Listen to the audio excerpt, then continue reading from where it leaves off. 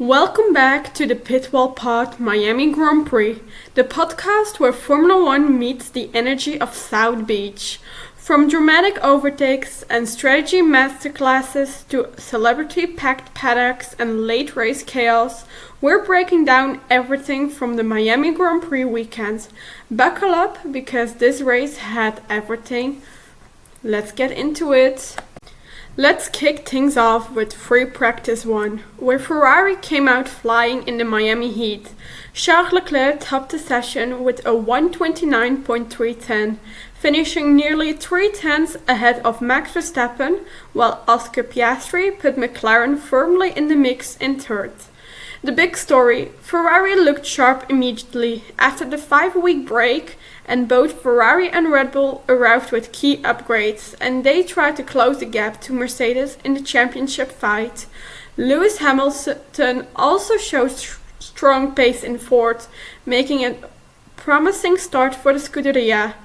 Mercedes, though, had a much messier session. Kimi Antonelli briefly led the timesheets early on, but late power unit issues stopped him from completing a proper soft tire run.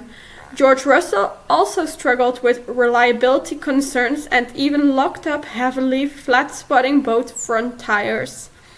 Elsewhere, Aston Martin had early power problems that delayed both Fernando Alonso and Lance Stroll getting out on track, while Pierre Gasly reported a strange smell inside the Alpine. Classic Miami chaos, heat, damp, traffic and technical headaches all rolled into one session. By the end of FP1, the order was Leclerc, Verstappen, Piastri, Hamilton and Antonelli rounding out the top 5. Early signs suggest Ferrari may genuinely have the pace to challenge Red Bull and Mercedes this weekend. And now let's talk sprint qualifying, because Miami absolutely delivered. Lando Norris lit up the Miami International Autodromo and grabbed sprint pole position with a stunning lap of 1:27.869. The McLaren driver looked fast from the very beginning of the session, but when it mattered most in SQ3, he absolutely nailed the lap and secured McLaren's first pole position of the 2026 season. And honestly, it felt like a statement. McLaren brought major upgrades to Miami and suddenly the car looked alive again. Norris himself said after the session that it was nice to finally feel some grip again, and you could see that confidence in every corner. But Mercedes were right there fighting back. Championship leader Kimi Antonelli came incredibly close, finishing just over 2 tenths behind Norris in second place. After all, the reliability worries early in free practice, that was a huge recovery from the young Italian. Oscar Piastri completed the top 3, making it a double McLaren presence at the front and showing that the Papaya team could be the ones to beat this weekend. Ferrari also continued their strong form, with Charles Leclerc qualifying 4th after looking competitive through SQ1 and SQ2, while Max Verstappen could only manage 5th in the Red Bull. That's a bit unusual for Verstappen standards, especially around a track where confidence and rhythm are everything.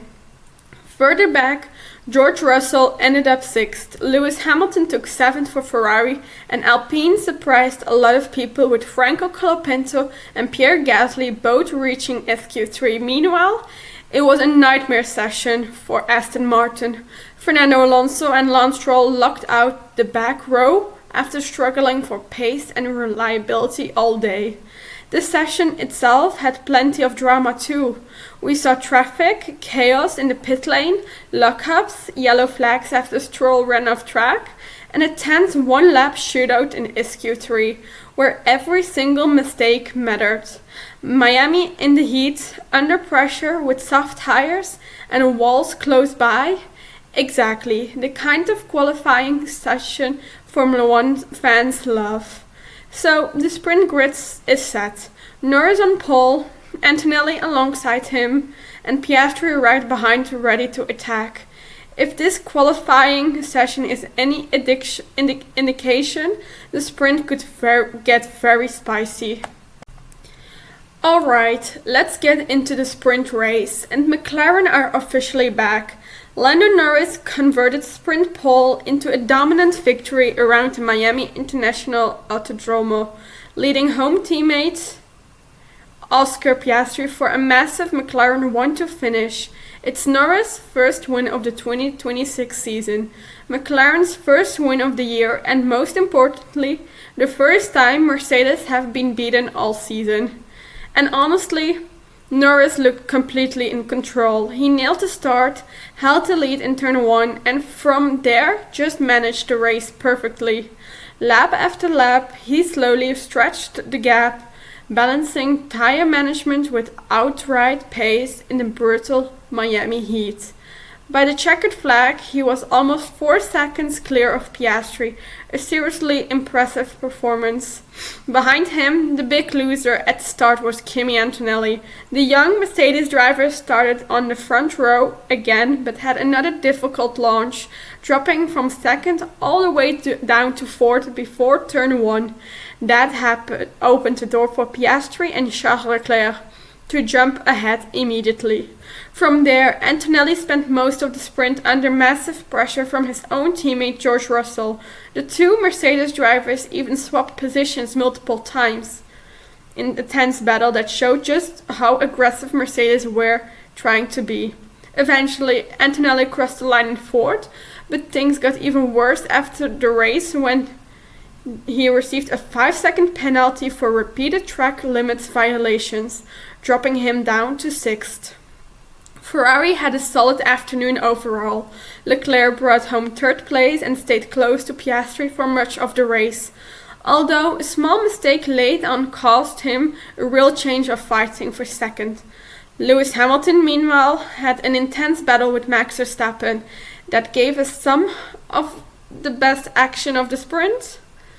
Those two were absolutely wheel-to-wheel several times and banging tires on the opening lap. Verstappen was briefly told to give a position back after going off track, one overtake attempt, but the Red Bull driver eventually made the move stick later in the race. In classic Verstappen style, he was not backing down for anything. There was drama even before the sprint started too. Nico Hülkenberg's Audi actually caught fire on the way to the grid, forcing him out before lights out. Not exactly the home race Audi were hoping for. Meanwhile, Aston Martin gambled on soft tires. Cadillac ran hard tires, and Miami once again delivered absolutely chaos from the start to finish. So the final top 5 ended up as Norris, Piastri, Leclerc, Russell and Verstappen, with Antonelli falling back to 6th after penalties. Pierre Gasly grabbed the final point for Alpine in 8th, while McLaren left the sprint looking like genuine contenders for the rest of the weekend. And if this pace carries into qualifying and the Grand Prix, we could be heading for a proper McLaren versus Mercedes showdown in Miami. Now, let's move into Grand Prix qualifying, and wow, Kimi Antonelli just made another huge statement to the entire Formula 1 grid. The Mercedes rookie secured pole position for the Miami Grand Prix with an absolutely sensational lap of 1:27.798, beating Max Verstappen and Charles Leclerc in a super intense Q3 showdown. And the scary part? His first flying lap in Q3 was already good enough, even when everyone improved at the end. Nobody could touch it. That makes it 3 consecutive pole positions for Antonelli at just 19 years old. He's driving with the confidence of a world champion already. And honestly, this was the perfect response after the frustrating sprint earlier in the day, where he lost positions at the start and then got hit with a penalty. He bounced back immediately when it mattered most. Max Verstappen looked like he might steal pole right at the end after setting purple sectors around the Miami International Autodromo, but he fell short by just over a tenth and had a settle for P2. Still, Red Bull definitely looked stronger over one lap compared to the sprint pace. Charles Leclerc continued Ferrari's impressive weekend by qualifying third, putting himself right in the fight for Sunday. Ferrari's upgrades are clearly working and both Leclerc and Hamilton have looked competitive basically every session so far. McLaren meanwhile had a much more dramatic qualifying than expected. Lando Norris struggled with a boost issue during Q2 and nearly found him in a real danger of elimination, while Oscar Piastri only just escaped Q1 earlier in the session after running used tires. Somehow Norris recovered brilliantly to take P4, but Piastri could only manage 7th after never quite finding the same rhythm as his teammates. George Russell ended up 5th and sounded frustrated once again, while Lewis Hamilton put the second Ferrari in 6th, and once again Alpine surprised everybody. Franco Colapinto and Pierre Gasly both made Q3, showing that their sprint performance was definitely not a fluke. There was also plenty of chaos throughout the session. Wind gusts were causing huge problems for the drivers. Norris had moments where he thought his car had deployment issues, and Gabriel Bortoletto's nightmare weekend continued when his Audi suffered a brake fire at the end of Q1. Meanwhile, Aston Martin had another disaster class, with Alonso and Stroll both eliminated early again. So the grid for the Miami Grand Prix is officially set. Antonelli on pole, Verstappen alongside him, Leclerc in third, and Norris starting fourth ready to attack. And honestly, this race is shaping up perfectly. Mercedes have the pole sitter, McLaren have the race pace, Ferrari has consistently fast, and Verstappen is sitting right there waiting for any opportunity. Miami might be about to give us one of the best races of the season. And finally, the main event. The Miami Grand Prix absolutely delivered chaos, drama, crashes, strategy battles, and another huge moment in the rise of Kimi Antonelli. The Mercedes rookie took victory in Miami after an intense race-long fight with Lando Norris, securing his third consecutive Grand Prix win and making history in the progress. Antonelli is now officially the first driver ever to convert his first 3 pole positions into victories, and honestly, the confidence this guy is showing at just 19 years old is unbelievable. But this race was far from straightforward. Right from lights out, turn 1 exploded into chaos. Antonelli found himself squeezed between Verstappen and Charles Leclerc in a 3-wide battle into the first corner. Both Antonelli and Verstappen locked up, and the Red Bull driver spun completely around after making contact with Leclerc, dropping him way down the order. Somehow everybody avoided major damage. Classic Miami madness. That early drama handed the lead to Leclerc, while Antonelli, Norris and Piastri all started fighting for position behind him. And honestly, the first phase of the race felt absolutely relentless. The lead kept changing hands, overtakes were happening everywhere, and nobody really had control of the race for long. Then came the safety car chaos. First, Isaac Hadjar crashed into the wall at turn 14 after starting from the pit lane.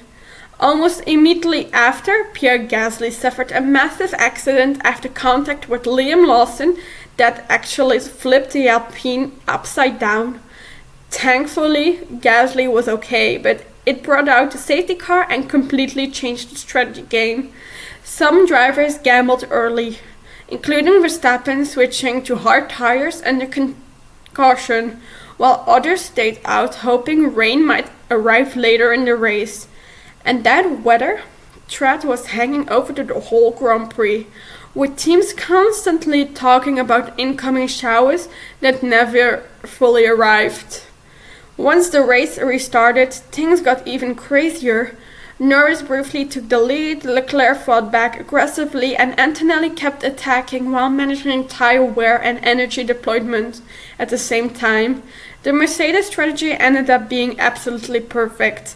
The undercut during the pit stops phase gave Antonelli track position back over Norris, and from there it became a straight fight between the two fastest drivers on track. And what a battle it was. Norris stayed within a second for lap after lap, putting Antonelli under huge pressure while the Italian struggled with rear tire degradation and even reported gearbox issues over the radio. But every single time Norris looked close enough to attack, Antonelli responded immediately, calm, controlled, and incredibly mature driving under pressure. Behind them, the fight for the podium became wild in the closing laps. Oscar Piastri finally caught Charles Leclerc and stole third place, while Leclerc completely lost control moments later, spinning into the wall before somehow continuing. George Russell and Verstappen both immediately pounced, overtaking the struggling Ferrari before the finish. And then came the penalties. Verstappen received a 5-second penalty for crossing the pit exit line, but luckily kept P5 because the gap behind was large enough. Leclerc's situation was much worse. After repeated track limits violations and incident late in the race, Ferrari's nightmare ended with a massive 20-second penalty that dropped him all the way down to 8th. So the final podium ended up being Antonelli first, Norris second, and Piastri third. Mercedes still leaves Miami on top, but McLaren looked seriously fast all weekend. Ferrari had moments of brilliancy mixed with total chaos, and Verstappen somehow survived one of the messiest races of his season so far. If Miami showed us anything, is that the 2026 championship fight is officially alive. Now, the Drivers' Championship top 5. Kimi Antonelli with 100 points, George Russell second with 80 points, Charles Leclerc in third with 59 points, Lando Norris in fourth with 51 points, and Lewis Hamilton in fifth also with 51 points. The Constructors' Championship, Mercedes 180 points, Ferrari 110 points, McLaren 94 points, Red Bull 30 points, and Alpine 23 points. And that wraps up an absolutely wild Miami Grand Prix weekend. From Charles Leclerc topping free practice to Lando Norris grabbing sprint pole and winning the sprint to Kimi Antonelli bouncing back and delivering another masterclass in Sunday's Grand Prix. Miami gave us drama at every single corner. We had crashes, safety cars, penalties, strategy chaos, wheel-to-wheel battles, and a championship fight that is heating up fast. Mercedes may still be leading the way, but McLaren looked reborn, Ferrari has serious pace, and Max Verstappen is never far away from the action. And now, Formula One heads next to one of the most iconic tracks on the calendar, the Circuit Gilles Villeneuve in Montreal for the Canadian Grand Prix, taking place on the weekend of May 22nd to 24th. If Miami was this chaotic, imagine what Canada could bring. Thanks for listening to the Pitwall Pod. Don't forget to follow, rate the podcast, and stay tuned for more Formula One coverage all season long. And don't forget to follow our Instagram, Empowered Paddock, TikTok, Around the World in 24 Tracks, and YouTube, Lights Out with Hannah. I'll see you next time. Bye.